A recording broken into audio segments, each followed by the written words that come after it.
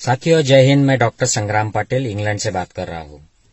साथियों, पश्चिमी देशों में जो नागरिक है यहाँ के, जो इंडिया के बारे में दिलचस्पी रखते हैं, जिनको वहाँ की जो अब कोरोना की न्यूज है उसके बारे में पता है और चिंता भी है, तो हम उनके साथ काम करते हैं। तो ऐसे ही एक बात छिड़ गई और हमारा डिस्कशन शुरू हुआ। तो हमारे जो यहाँ के जो कलीग्स है वो पूछ रहे थे कि भाई, आपके जो देश के प्राइम मिनिस्टर है, आपकी सरकार है, उन्होंने कोरोना के माहौल में इतना बड़ा गैदरिंग ले लिया, इलेक्शंस में घूमे, ये हम सब अब टीवी पर देख रहे हैं। तो ये कुछ अच्छी बात नहीं है। और वहां पर इतना वैक्सीन बन रहा है तो लोगों को वैक्सीन क्यों नहीं दिया गया अब तक? तो हमने कहा कि भाई, वैक्सीन तो था, लेकिन हमारे देश ने वैक्सीन दूसरे देशों को भेज दिया। तो वो बोले कि क्यों भाई, ऐसे कोरोना के माहौल में क्यों पैसा कमाना चाहते हैं तुम्हारे देश के लोग? अपने लोगों को वैक्सीन देना चाहिए। तो मैंने उनको बताया कि भाई, ये पैसे कमाने के लिए नहीं, ऐसे ही फुकट में दे दिया वैक्सीन इन लोगों को। और ऐसे देशों को दिया जहां पर देने की जरूरत भी नहीं थी, वहां पर कोरोना इतना ज्यादा फैला भी नहीं था, लोग मर भी नहीं रहे थे, फिर भी उनको दे दिया और फ्री में दे दिया। तो उनको ये बात मतलब एक्सेप्ट नहीं हुई। वो बोले कि फ्री में क्यों कोई किसी को वैक्सीन दे देगा, जब अपने देश में लोगों को अब तक वैक्सीन नहीं मिला है, तो दूसरे लोगों को फ्री में क्यों बांटेंगे? तो कम से कम हमारे लोगों को भी फ्री मिल रहा है क्या? तो मैंने उनको बोला कि नहीं, हमारे लोगों को 250 रुपए लगाकर, चार्ज लगाकर, और वो भी अब बढ़ने वाला है, ऐसे चार्ज लगाकर वैक्सीन दिया जा रहा है, जो भी प्राइवेट में जो दिया जाएगा वो। तो उनको ये बात बहुत इसका ताजुब लगा साथियों, कि कोई देश में, अपने देश में जब कोरोना ठीक से कंट्रोल में नहीं आ रहा है, सेकंड वेव आने वाली है, यह सब दुनिया से पता चल रहा है, अपने लोगों को वैक्सीन फ्री में लगाने के बजाय कोई दूसरे देशों को फ्री में वैक्सीन कैसे भेज सकता है? ये इन लोगों को बहुत शॉकिंग लगा।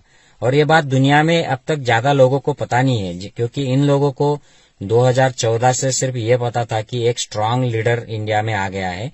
जो हमारे यहाँ के जो एनआरआई लोग होते हैं वो बताते हैं कि हमारे यहाँ पर स्ट्रांग लीडर आया है, वो करप्शन के खिलाफ है, उसने नोट बैन कर दिया है, नोटबंदी कर दी है, और वो बहुत अच्छा है और वो ऐसा डेडिकेटेड है।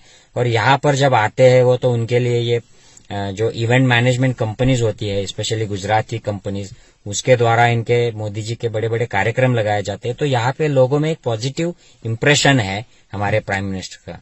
लेकिन ये वैक्सीन की और कोरोना की जो बात है, इससे लोगों में बहुत बड़ा एक अलग सी प्रतिक्रिया आ रही है कि ये कैसे हो गया। इंडिया ने वैक्सीन प्रोडक्शन की इतनी मशीनरी होते हुए भी आज इंडिया के पास वैक्सीन क्यों नहीं है? और अगर उनके पास खुद के पास वैक्सीन कम होने वाला था, तो उन्होंने दूसरे ऐसे देशों को क्यों वैक्सीन भेज दिया जहां पर कोरोना से कुछ लोग मरने की मतलब बड़ी बात ही नहीं है, वहां पर कोरोना की कोई समस्या ही नहीं है, ऐसे इतने देशों को फ्री में क्यों दे दिया? तो साथियों, यही बात हमारे यहाँ पर हमारे कुछ नागरिक उठा रहे हैं। वो कुछ पोस्टर्स लगा रहे हैं और उनको मोदी जी की पुलिस, दिल्ली की पुलिस जो मोदी के अंडर है, वो गिरफ्तार कर रही है, उन पर एफआईआर कर रही है। तो ये बहुत जायज सवाल है साथियों, और ये हमारी सरकार को हमें पूछना ही चाहिए। जब लोग सरकार को वोट करते हैं या नहीं भी करते हैं उनकी पार्टी को, तो भी एज ए इंडियन सिटीजन ये हमारा जायज अधिकार है, कॉन्स्टिट्यूशनल राइट है कि हम सरकार से सवाल करें, सरकार को कटघरे में खड़े करें और पूछे कि उन्होंने वैक्सीन अवेलेबिलिटी क्यों नहीं की। क्योंकि जनता की सुरक्षा, जनता के हेल्थ की सुरक्षा, मैनेजमेंट ऑफ पैंडेमिक, एपिडेमिक्स, एंडेमिक्स, ये सब गवर्नमेंट की जॉब होती है। और देश का पैंडेमिक जो है, ये सेंट्रल गवर्नमेंट की रिस्पॉन्सिबिलिटी है।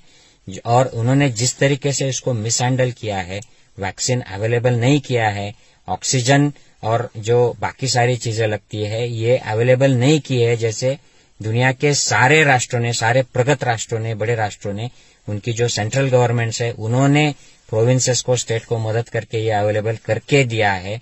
तो हमारे देश में भी ये सेंट्रल गवर्नमेंट की जिम्मेदारी है और सवाल करना ये हमारा राइट है। और इस हालात में सवाल करना इज परफेक्टली फेयर।